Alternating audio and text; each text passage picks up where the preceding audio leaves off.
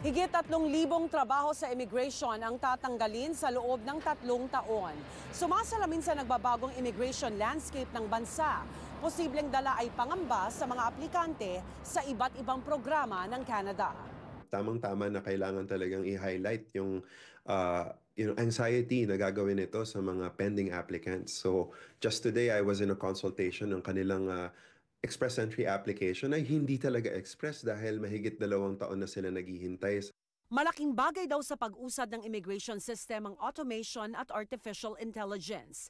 Sinabayan pa ito ng pagbabawas sa immigration targets ng bansa sa loob ng 3 taon. Mga posibleng dahilan para tapyasan ng workforce sa immigration. Nakakakuha din sila ng mga processing efficiency gains.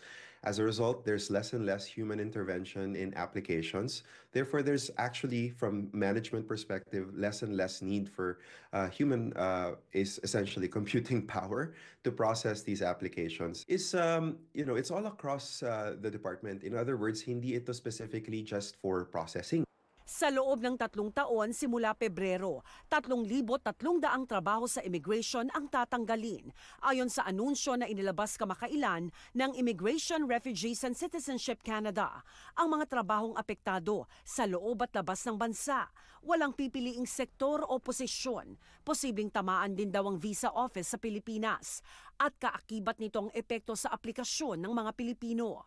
So, I'm talking about the Filipinos for TRV. Ngayon, currently at 22 days siya. So, chances are it's gonna go up more, no? For student visa naman, syempre, given na inalis pa nila yung SDS or yung student direct stream, now we can expect longer processing times and probably mas lalo nilang magkakaroon ng justification for delayed. Ang timing ng job cuts, tila di raw akma sa panahon ngayon. Idagdag pa rito ang posibleng epekto ng pag-deport ng Trump administration ng higit 10 milyong undocumented migrants. Hindi nagmamatch yung demand sa supply. Yung supply ng IRCC officers versus demand ng applications. I could only imagine yung stress na nasa maiiwan doon sa current immigration officers. Di lang daw moral ng mga empleyado sa immigration ang apektado, maging mga aplikante na nakabinbin ang aplikasyon.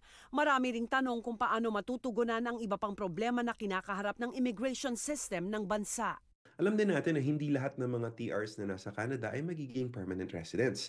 So ang question dito, meron ba silang sufficient human resources to be allocated in the coming years when enforcement comes to play? And we know naman na hindi naman IRCC lang ang responsible for enforcement but kasama na rin dito ang CBSA. Actually, sila yung main enforcement body. But I would ask as well, like compliance audits, for example, ginagawa din ng IRCC. Paano ba ito? Maapektuhan ba ito? Rhea Santos, Omni News, Vancouver.